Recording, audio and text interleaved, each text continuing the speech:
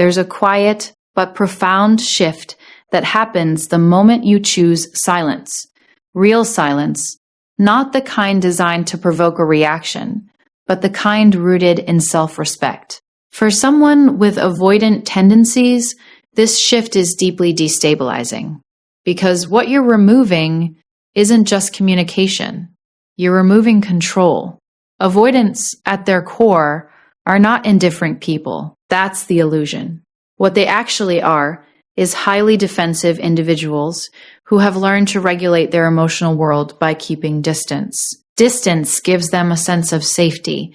It allows them to engage without fully investing, to connect without fully committing, and most importantly, to retreat whenever things begin to feel too real. And within that pattern, there's an unspoken expectation.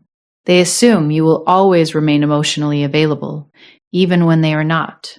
This is where your silence changes everything. Because when you stop responding, stop explaining, stop trying to bridge the gap they created, you break the cycle they were relying on. You remove the emotional safety net they never acknowledged, but always used. And suddenly, the dynamic they felt so comfortable controlling no longer exists. You have to understand, control for an avoidant doesn't look aggressive or obvious. It's subtle. It's in the delays, the mixed signals, the emotional unavailability.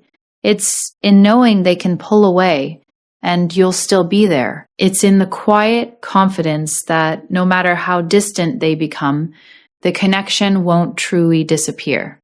But your silence introduces something they are not prepared for: uncertainty. And uncertainty is deeply uncomfortable for someone who has built their identity around emotional self-protection.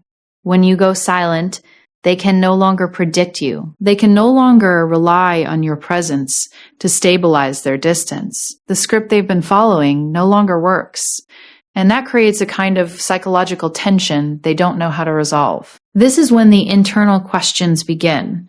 Not always consciously, not always immediately, but they begin. Why aren't they reaching out?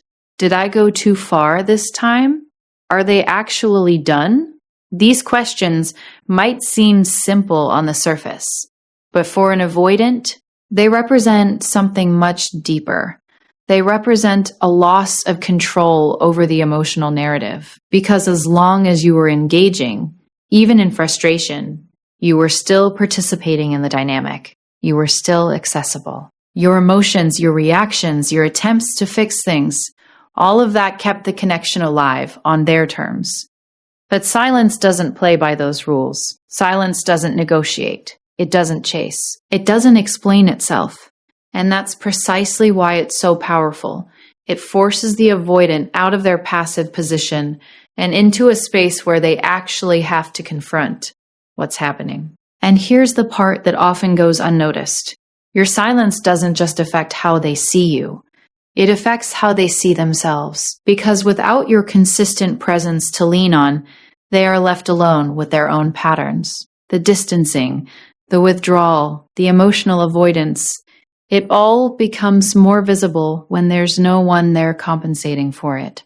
And that can be deeply unsettling. They may not articulate it this way, but internally, there's a disruption. The identity they've maintained, the one that says, I'm fine on my own, I don't need this, I can take it or leave it, starts to feel less stable when the option to take it is no longer available. Your silence challenges that narrative. It introduces the possibility that they didn't just have control. They had something real, something that required presence, consistency, and emotional availability. And by the time that realization begins to form, the silence has already created distance. And distance, when it's no longer chosen, but experienced, feels very different. What once felt like freedom begins to feel like loss. What once felt like control begins to feel like absence. And that's where the shift happens. Not because you forced it, not because you argued your way into being understood, but because you removed yourself from a dynamic that depended on your participation. That's the paradox. The moment you stop trying to be seen, is often the moment your absence becomes impossible to ignore. And it all begins with silence, not as a strategy, but as a boundary, not as a reaction, but as a decision to no longer offer your presence where it isn't valued, your energy where it isn't reciprocated, or your voice where it isn't truly heard. Because in the end, your silence doesn't just break their illusion of control, it reveals your power. And once that silence settles in, once the noise of your presence is no longer there to ground them, something else begins to take its place. Thought. Not clarity, not resolution, but relentless, looping thought. Because the avoidant mind does not simply move on in the absence of connection. It fills the space. And what it fills it with is everything that was once ignored. When you were present, when you were giving, when you were explaining, so much of what you offered was filtered through their defenses. They minimized it. They rationalized it. They told themselves it wasn't that deep, that it wasn't necessary, that it would always be there. Your consistency became background. Noise, reliable, predictable, easy to overlook. But silence has a way of stripping away that familiarity. It removes the constant input, and in doing so, it forces the mind to revisit what it once dismissed. This is where overthinking begins, but not in the casual sense people often describe. This is not a passing curiosity. It's a slow, intrusive unraveling. Moments they barely registered at the time begin to resurface with new weight.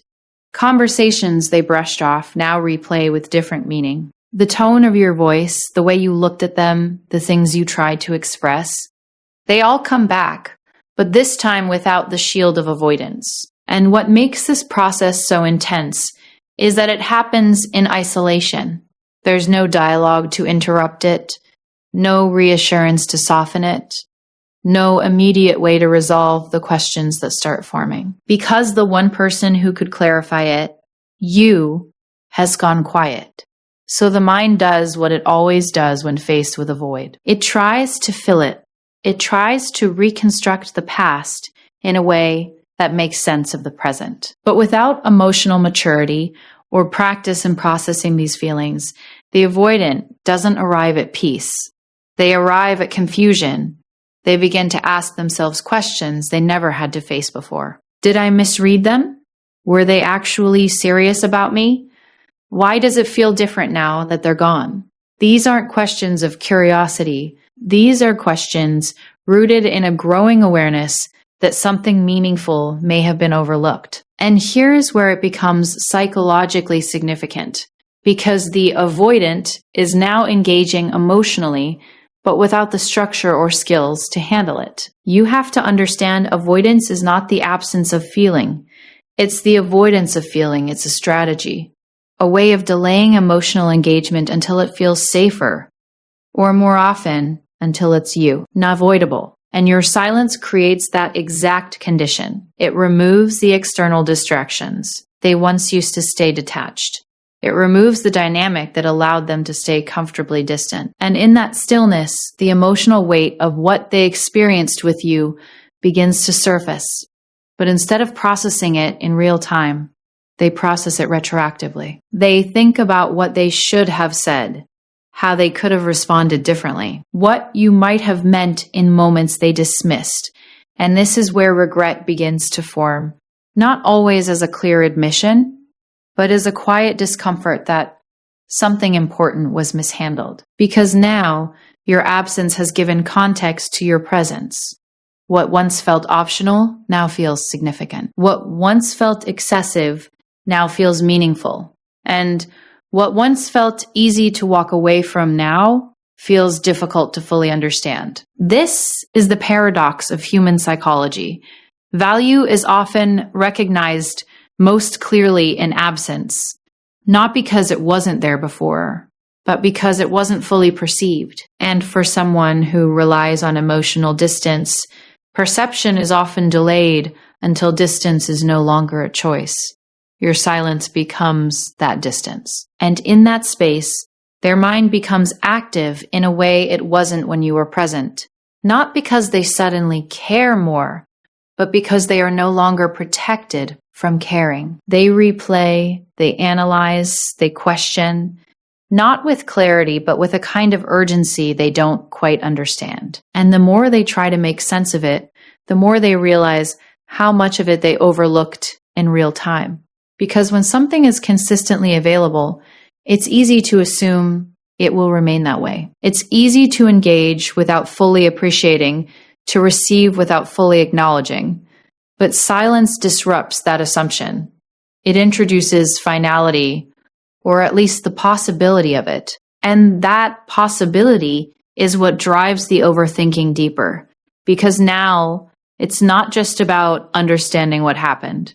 It's about confronting what may never happen again. The conversations they'll never have. The moments they'll never revisit. The version of you that was once accessible, now replaced by distance and uncertainty. And all of it circles back to a single, unspoken realization. They didn't fully see you when they had the chance. But by the time that realization begins to take shape, it exists in a space where action is no longer easy and clarity comes without control. And that's what makes it powerful. Because your silence doesn't just create absence, it creates awareness. What happens next is often misunderstood, because from the outside, it can look like nothing. Silence on your end, silence on theirs. No visible reaction, no immediate collapse, no dramatic emotional expression. But internally, something very different is unfolding. When the external noise disappears, the avoidant is left alone with what they've spent most of their life learning how to manage, unprocessed emotion. And the key word here is not emotion itself, but unprocessed. Because avoidants don't lack emotional depth. They lack a consistent framework for sitting with it. So when your silence removes the structure they were unconsciously relying on, your messages, your presence, your emotional availability. It also removes the distractions that were keeping their inner world contained. And what rises in that space is not peace. It's accumulation. Everything that was suppressed, delayed, minimized, or pushed aside begins to surface in fragments. Not all at once, but in waves. A memory here, a feeling there, a moment they didn't fully acknowledge when it happened, now returning with emotional weight attached to it. And because there's no longer an active relational dynamic to anchor them, they are forced inward. This is where emotional suppression starts to turn into internal chaos. You have to understand the mechanism. Avoidance is not the absence of emotional experience. It is the postponement of emotional experience. It's the ability to take something that feels too intense in the moment and file it away under later. But later accumulates. And your silence is what removes the ability to keep postponing. When you were present, even in conflict, there was a system in place. They could withdraw, re-engage, deflect, or reset the emotional distance whenever it became uncomfortable. That cycle, although unstable, was predictable. Predictability creates a kind of psychological containment. It allows them to feel without fully confronting. But silence disrupts predictability. And when predictability is gone, the mind loses its usual escape routes. There is no immediate resolution, no easy reset. No reassurance that things will simply return to how they were. So the emotional material that was once managed through avoidance now has nowhere to go. It starts to surface in unexpected ways. A sudden memory of something you said that they didn't respond to properly. A realization that they were emotionally absent in a moment where you were fully present. A quiet awareness that your consistency required more vulnerability than they were willing to offer at the time. These realizations don't arrive as a single revelation. They arrive as fragments that slowly begin to connect. And as they connect, they create discomfort. Not necessarily guilt in the immediate sense, but something more destabilizing, emotional dissonance. The internal recognition that their behavior and the emotional reality of the situation are no longer aligned in a way that feels easy to ignore. This is where the chaos begins to form, because now they are holding two competing experiences at once. The version of themselves who believed they were in control, unaffected, or justified in their distance, and the emerging awareness that something meaningful was happening beneath the surface that they did not fully engage with. And there is no external release valve, no conversation to reset it, no emotional exchange to soften it, no immediate reassurance that dissolves the tension, just the mind replaying, reinterpreting, and revisiting moments with a new emotional context that wasn't accessible at the time. This is what makes it overwhelming. It is not one big feeling, it is many small ones that begin to stack. Regret that doesn't announce itself loudly, but builds quietly. Confusion that doesn't resolve, but deepens. Longing that doesn't know where to go, because the object of that longing is no longer participating in the dynamic. And in that state, avoidance becomes harder to maintain, because avoidance requires an external field to operate within. It requires interaction, distance, re-engagement, repetition. But silence removes the rhythm, so the internal world becomes louder than the external one. And for someone who has built their emotional stability on keeping that internal world contained, this shift is deeply unsettling. Not because they are suddenly becoming someone new, but because they are being forced to experience what was already there without interruption. There is often a moment, subtle and unspoken, where they realize they can no longer access the same version of themselves that existed when you were still engaging. The version that could dismiss, delay, or detach easily. That version begins to feel less available. And what replaces it is uncertainty. Uncertainty about how much they actually felt. Uncertainty about what they lost. Uncertainty about whether they handled it in a way that aligns with how they now perceive the situation in your absence. And that uncertainty is not passive. It is active. It moves through their thoughts, reshapes their memories, and redefines the emotional significance of what they experienced with you. This is why it feels like chaos internally. Because the system they use to maintain emotional distance is now being used to analyze emoti, onal proximity, and it was never designed for that purpose. So what emerges is not clarity, but fragmentation, not resolution, but internal noise, a quiet, persistent realization that something has shifted in a way that cannot easily be reversed. And all of it is anchored in one simple truth. They are now feeling what they once had the distance to avoid. And your silence is what made that distance real. Because in the absence of you, they are no longer escaping the feeling. They are finally inside it. And once that happens, there is no going back to not knowing. What eventually emerges after the overthinking, after the emotional turbulence, after the internal chaos begins to settle into something more coherent, is a realization that arrives quietly, but carries significant weight. Not immediately, not dramatically, but in fragments that slowly form a picture they can no longer unsee. Because when silence stretches long enough, it begins to do something very specific to perception. It removes distortion. It strips away emotional noise. And what remains is not the fantasy of what the connection was, but the reality of what it consistently offered. And in that clarity, a difficult truth begins to surface. They were safer with you than they were without you.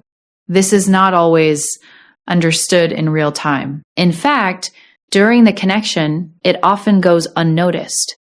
Avoidant patterns rely heavily on emotional distance to create a sense of autonomy. So even when someone provides consistency, patience, or emotional grounding, it can be subconsciously categorized as available and therefore undervalued, not because it lacks worth, but because it lacks perceived scarcity. But absence changes perception. When you are no longer there, something subtle begins to shift in how the past is interpreted. The emotional stability you once provided is no longer being actively received, so the memory of it becomes sharper. Your consistency, once taken for granted, begins to stand out. Your patience, once expected, begins to feel rare. Your presence, once assumed, begins to feel irreplaceable. And this is where the realization begins to take shape. They didn't just lose a person. They lost a psychological anchor. Because a safe connection, even when not fully acknowledged, creates regulation. It stabilizes emotional extremes. It provides a reference point for comfort, for understanding, for emotional return. And when that is removed, the absence is not neutral. It is felt. At first, it may not be recognized as loss. It may present itself as restlessness, distraction, or emotional ambiguity.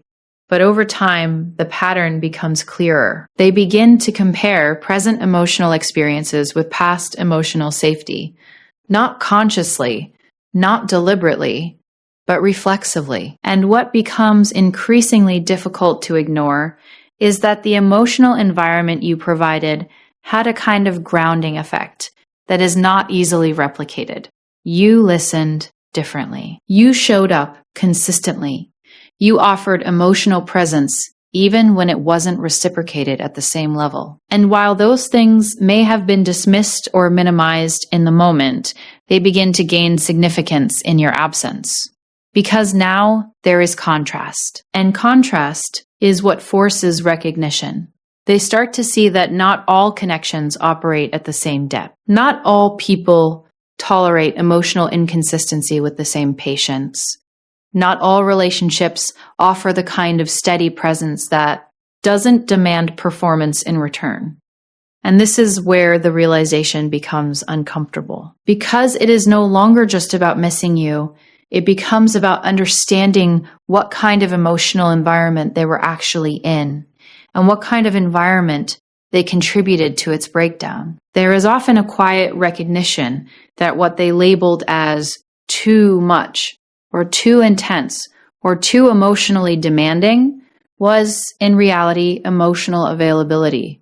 And what they labeled as distance or space may have been interpreted differently on your side, as disconnection, as confusion, as emotional inconsistency. So in your absence, both perspectives begin to surface at the same time. And that overlap creates clarity, but not comfort. Because clarity forces accountability without necessarily providing resolution. They begin to understand that your presence was not simply passive, it was active. It required emotional effort, even when it wasn't explicitly acknowledged. And your willingness to remain consistent in the face of inconsistency was not something that can be easily replaced or recreated. But by the time this understanding develops, it exists in a space where action is no longer simple, because realization without timing creates distance. And distance, once established through silence, does not easily reverse itself. There is also another layer to this realization that often goes unspoken. They begin to recognize how rare emotional safety actually